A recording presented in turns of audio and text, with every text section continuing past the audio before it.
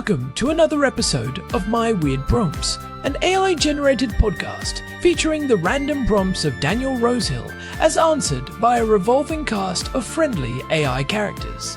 Join us for deep dives into AI, technology, and whatever other random thing Daniel finds fascinating today.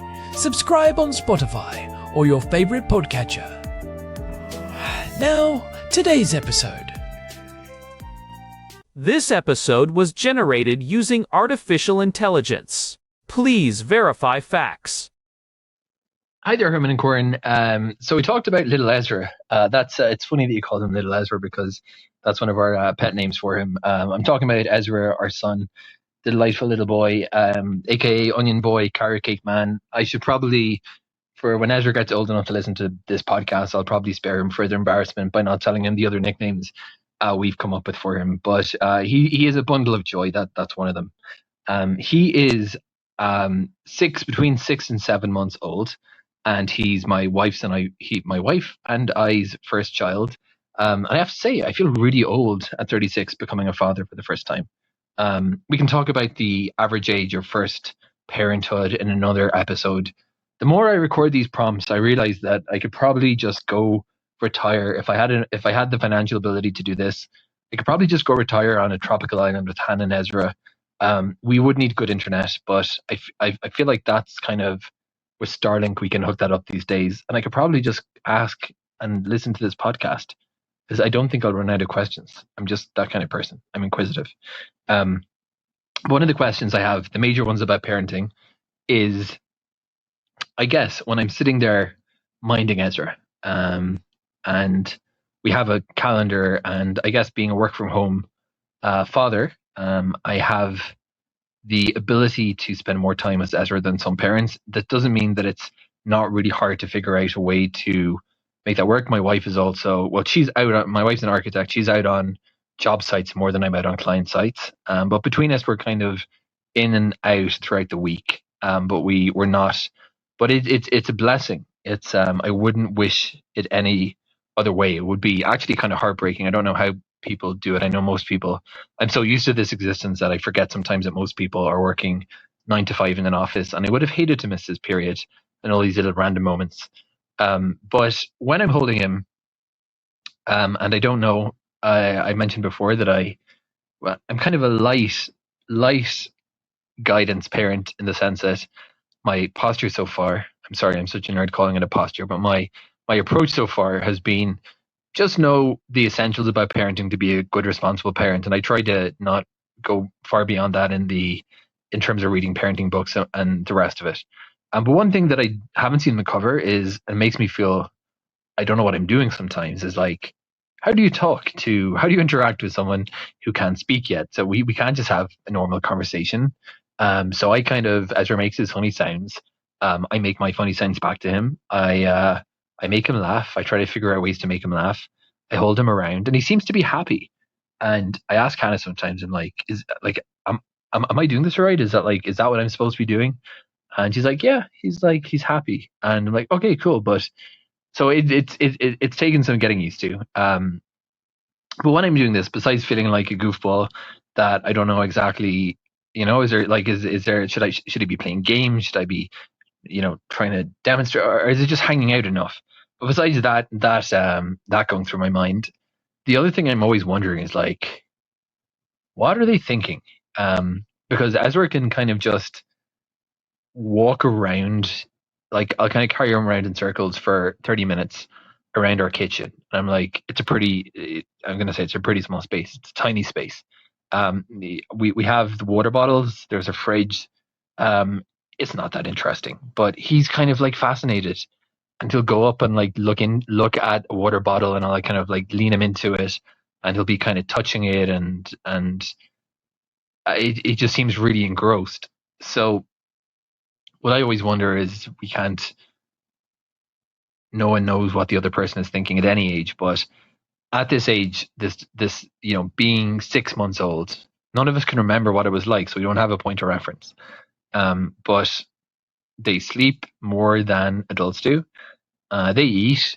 They're they're not in, or Ezra's not in daycare or school yet. We're kind of home parenting for the moment, a little bit longer, but still trying to get him out and about, meeting other babies, etc. But like, what are they thinking?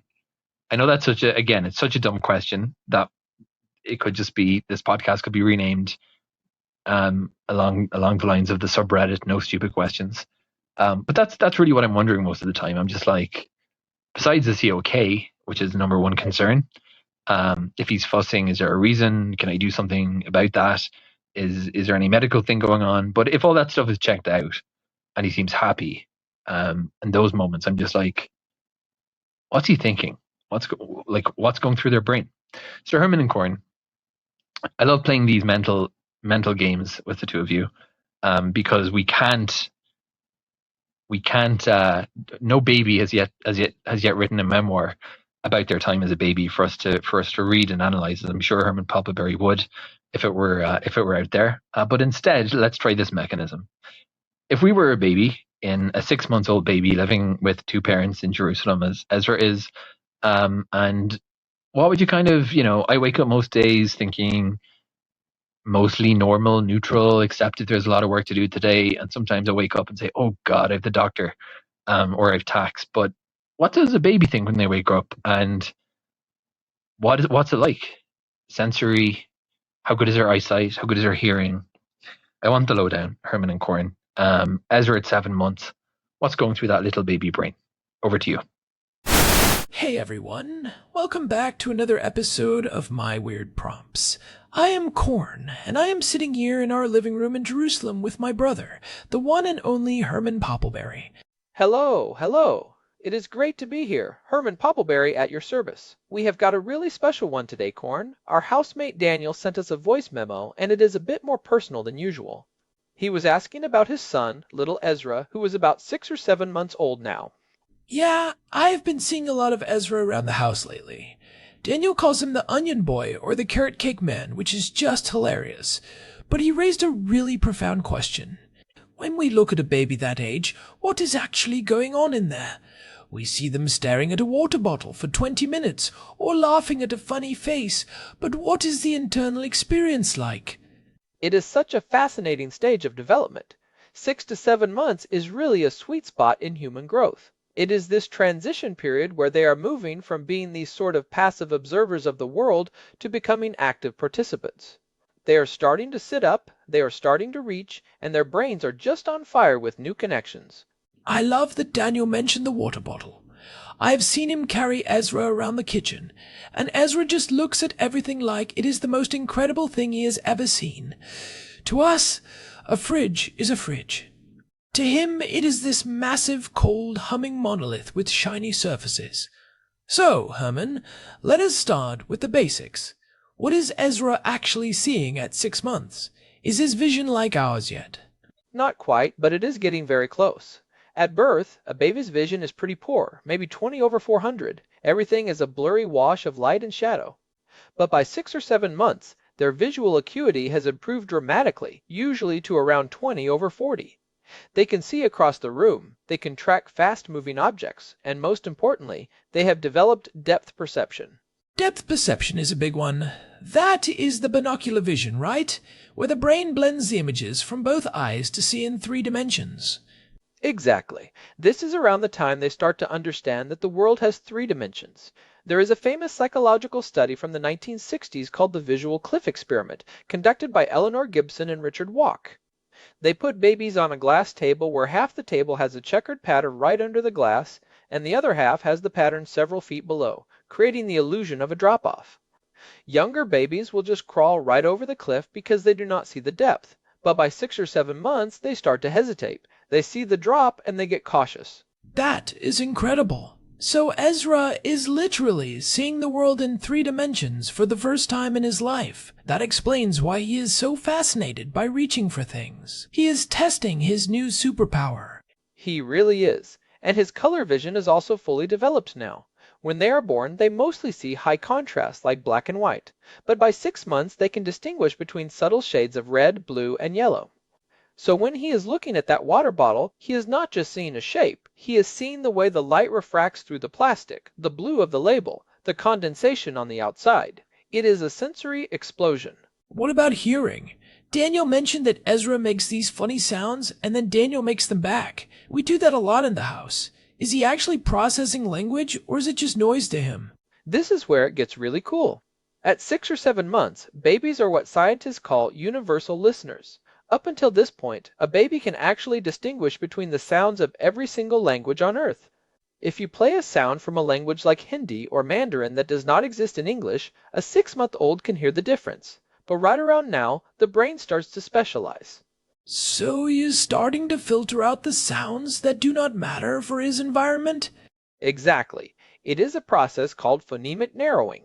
His brain is starting to realize, okay, I live in a house where people speak English and Hebrew, so these are the sounds I need to pay attention to. He is starting to map the phonemes of his native languages. He might not know what the words mean yet, but he is learning the rhythm, the cadence, and the specific building blocks of speech. When Daniel makes those sounds back to him, he is reinforcing those neural pathways. I've noticed that Ezra responds a lot more to high-pitched voices. We all tend to talk to him in that silly baby voice, even though we try to act like serious adults. Is there a reason for that? There is. It is called motherese or parentese. Research shows that babies are naturally tuned to higher frequencies and exaggerated melodic contours. It is easier for their developing auditory cortex to track. The slow, rhythmic nature of baby talk helps them segment the stream of sound into individual units. So, even though we feel silly, we are actually helping him decode the complexity of human language. That makes me feel a bit better about my Onion Boy songs. But let us talk about the brain itself. Daniel asked what is going on in there. I have heard that babies have way more brain cells than adults. Is that true? It is not necessarily that they have more neurons, but they have a massive surplus of synapses, the connections between neurons. At 6 or 7 months, a baby's brain is in a state of synaptogenesis. It is creating millions of new connections every second. In some parts of the brain, a 6-month-old has twice as many synapses as you or I do. Twice as many? That sounds like it would be overwhelming, like having a computer with way too many wires crossed. In a way, it is. This is why everything is so fascinating to them. Their brains are incredibly plastic, meaning they are ready to learn anything, but it is also inefficient. Over the next few years, the brain will go through a process called synaptic pruning, where it cuts away the connections that are not being used and strengthens the ones that are. It is like carving a statue out of a block of marble. Right now, Ezra is the whole block of marble, full of infinite possibilities. That is a beautiful analogy. So when he is staring at the fridge, he is literally building the architecture of his mind. But what is he thinking? Does he have a sense of self? Does he know he is Ezra? That is the million-dollar question. Most developmental psychologists believe that at 6 months, the sense of a separate self is still very fuzzy. He probably does not realize that he is a distinct entity from his parents or the environment. He is more like a focal point of experience. There is no I in his head yet, just a series of sensations and reactions. So it is just a pure flow of experience. Hunger, cold, warmth, the sight of a smiling face, the sound of a voice. It sounds almost meditative. It really is. But he is starting to develop something called object permanence. This is a huge cognitive milestone that usually happens between 6 and 9 months. Before this, if you hide a toy under a blanket, the baby thinks it has literally ceased to exist, out of sight, out of mind. But at Ezra's age, he is starting to realize that things continue to exist even when he cannot see them. Is that why Peekaboo is so popular at this age? Exactly. Peekaboo is basically a high-stakes thriller for a 6-month-old. When you cover your face, you are gone. You have vanished from the universe. And then, suddenly, you reappear. It is a shocking, delightful surprise. As they get closer to 7 or 8 months, they start to anticipate your return. They are learning to hold a mental representation of you in their working memory. I have seen Daniel do this with Ezra's favorite stuffed animal. He will hide it behind his back, and Ezra will actually lean around to try and find it. It is like you can see the gears turning in his head. He is thinking, I know that Carrot is back there somewhere. That is a perfect example of working memory in action. He is moving from simple reflexes to intentional behavior. He is forming hypotheses about how the world works. If I drop this spoon, does it make a sound? Yes. If I drop it again, does it make the same sound? He is a little scientist, constantly running experiments. It is funny you say that because Daniel mentioned how Ezra will just look at a water bottle for 30 minutes. To us, it is boring, but to him, it is a mystery to be solved. He is looking at the reflections, the way the water moves, the sound the plastic makes when he squeezes it. He is gathering data. And he is using all his senses to do it.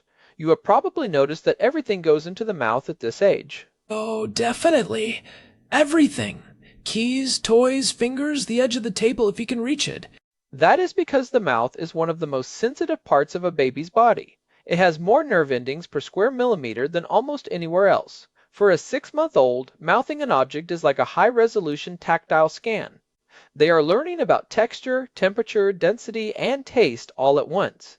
It is a vital part of their cognitive development, even if it is a bit messy for the parents. So when we tell a baby, do not put that in your mouth, we are basically telling a scientist, do not use your microscope. Precisely. Obviously, we have to keep them safe from choking hazards and germs, but that drive to explore through taste and touch is fundamental. It is how they categorize the world. This is soft, this is hard, this is cold, this is delicious, this is gross. Let us talk about the emotional side of things. Daniel mentioned that Ezra seems happy, and he asks if he is doing it right. I see Ezra light up when Daniel walks into the room. Is that a conscious emotional connection, or is it just a biological response to a caregiver? It is both, and they are inextricably linked. At 6 or 7 months, babies are developing what we call primary attachments. They are starting to distinguish between familiar people and strangers. This is also the age where stranger anxiety can start to kick in. They realize that not all humans are the same. There is a special category for mom and dad. And they are starting to use social referencing, right? I have noticed that if Ezra falls or hears a loud noise, he immediately looks at Daniel or Hannah to see how they are reacting. Yes, social referencing is a huge part of their emotional intelligence. They are looking for cues on how to feel. If Daniel looks scared, Ezra will probably cry. If Daniel laughs and says, "Whoops, you are okay," Ezra will likely stay calm. He is learning to regulate his own emotions by mirroring the people he trusts. It is a beautiful feedback loop of security and learning. It is interesting because Daniel mentioned he feels old becoming a father at 36, but in a way, having that maturity probably helps with that emotional regulation. He can be that calm anchor for Ezra. Absolutely. And that sense of security is what allows Ezra to explore. If he knows he has a safe base to return to, he feels confident enough to turn his attention to the water bottle or the fridge. It is the foundation of all future learning. I want to go back to the brain for a second. You mentioned that the brain is about 50% of its adult size at this age. That seems huge for such a small person.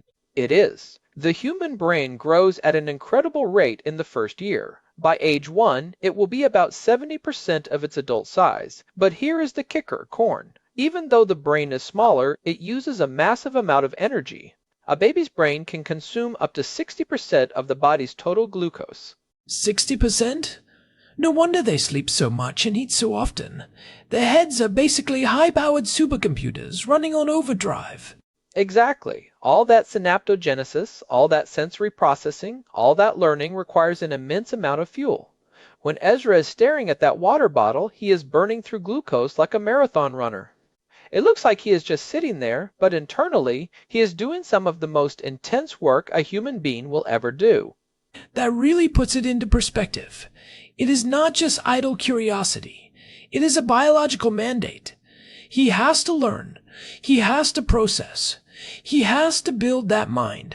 And he is also starting to understand cause and effect on a deeper level. Around 6 or 7 months, babies begin to realize that their actions have consequences. If I push this button, the toy makes a noise. If I pull my dad's hair, he says, "Ouch."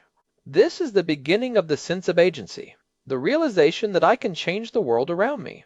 I've definitely seen him testing that agency, especially with the hair pulling, or grabbing glasses. He is very interested in glasses. Faces are the most interesting things in the world to a baby.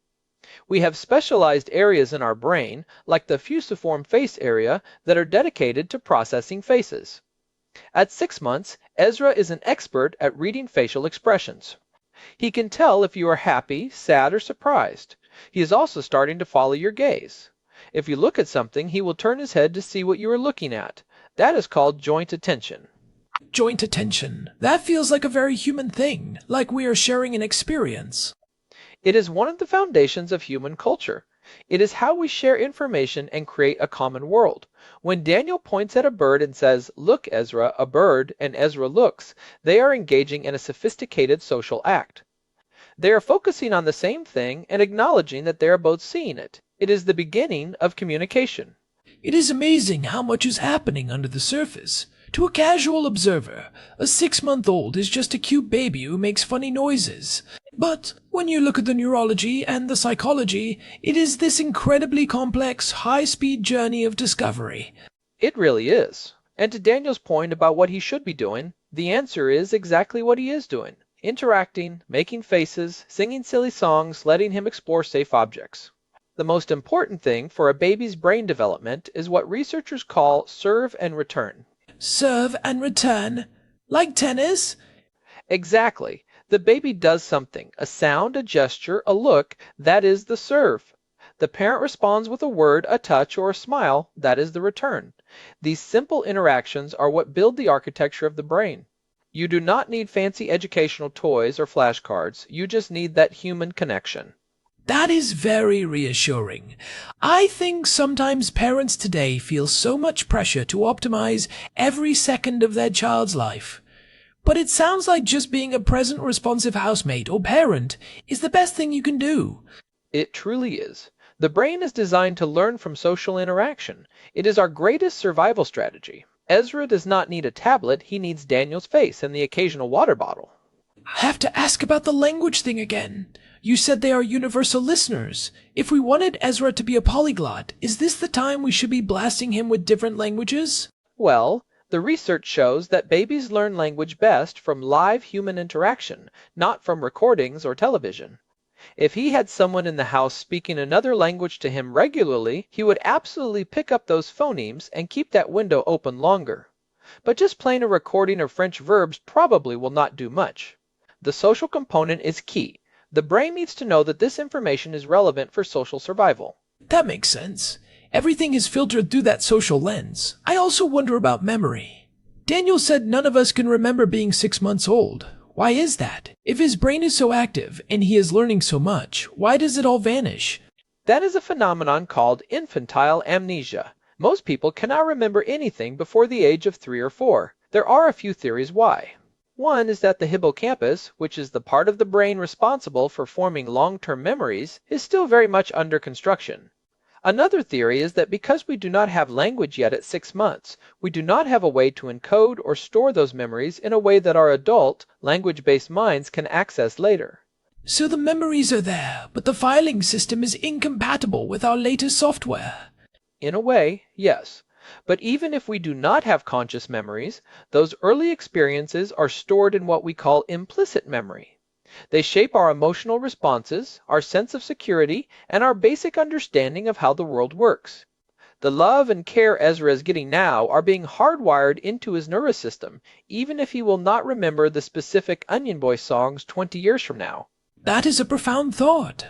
We are building the foundation of a person, and the foundation is hidden beneath the ground once the house is built. But if the foundation is solid, the house stands. That is exactly right. And at 6 or 7 months, that foundation is being reinforced every single day. Every time he is held, every time he is fed, every time someone laughs at his funny faces, he is learning that the world is a predictable, safe, and interesting place. It is funny, Herman. You were talking about the visual cliff earlier. I was thinking about how that relates to his curiosity. He is starting to get mobile, right? He is rolling over, maybe starting to scoot or crawl soon. Yes, that is usually the next big step, and mobility changes everything. Once a baby can move through space on their own, their spatial reasoning explodes. They start to understand things like over, under, and around. They also start to encounter more boundaries. No, do not touch that. Stay away from the stairs. This is when the social referencing we talked about becomes even more vital. I can see that. He is going to be looking at Daniel even more to see where the boundaries are.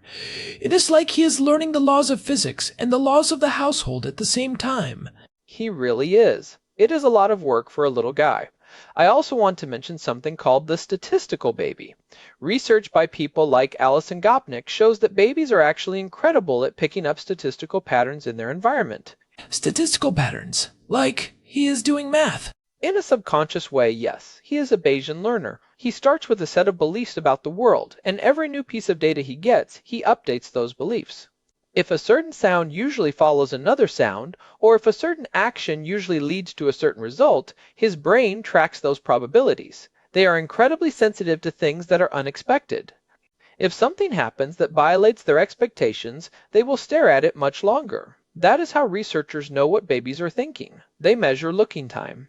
So if Ezra stares at something for a long time, it is because he is trying to update his internal model of the world. He is thinking, wait, that should not have happened. Let me reevaluate. Exactly. It is a highly sophisticated way of learning that even our best artificial intelligence struggles to replicate. It is the miracle of biological evolution. We are born ready to learn. And that curiosity Daniel sees in Ezra, that total immersion in the simplest things, that is the pure, undistilled essence of human intelligence. I think one of the most interesting things Daniel mentioned was how he feels like a goofball making funny sounds. But based on everything you are saying, that goofiness is actually a high-level educational intervention. The playfulness is where the learning happens. It is. Play is the work of childhood. When you play with a baby, you are engaging them in a way that is perfectly tuned to their developmental needs. You are providing them with the sensory input, the emotional security, and the social feedback they need to grow. For Ezra, the environment is less important than the people in it. He is a social creature first and foremost. As long as he has his tribe, he is happy. You know, we have talked a lot about the technical side, but I also want to touch on the sheer wonder of it. When I see Ezra, I am reminded of how much we take for granted. We forget that the world is actually a very strange and beautiful place. Seeing it through his eyes, even just by imagining it, is a great exercise. It really is. It is a reminder to slow down and pay attention, to look at the water bottle, so to speak, to appreciate the reflections and the sounds and the textures of our own lives. We can learn a lot from 6-month-olds. We really can. So, Herman, if you had to give Daniel one piece of advice based on the science, what would it be? I would say keep doing exactly what you are doing. Trust your instincts. That feeling of being a goofball is a sign that you are connecting with him on his level. Do not worry about the future too much. Just enjoy this period where the world is new for both of you. He is building his brain, and you are the most important part of that construction project. That is great advice. And I would add, do not worry about the nicknames. Onion Boy is a classic. He might be a bit embarrassed when he is 20, but for now, it is part of the love. For all our listeners out there, if you've been enjoying this deep dive into the baby brain, we would really appreciate it if you could leave us a review on your podcast app or on Spotify. It genuinely helps other curious people find the show. We love doing this, and your support means the world to us. We have covered a lot today, from depth perception and universal listening to synaptogenesis and the visual cliff. It just shows how incredible the human experience is right from the very beginning. If you want to find more of our episodes, or if you want to send us a prompt of your own, you can visit our website at myweirdprompts.com. We are also on Spotify and most other podcast platforms. Just search for My Weird Prompts. We would love to hear from you.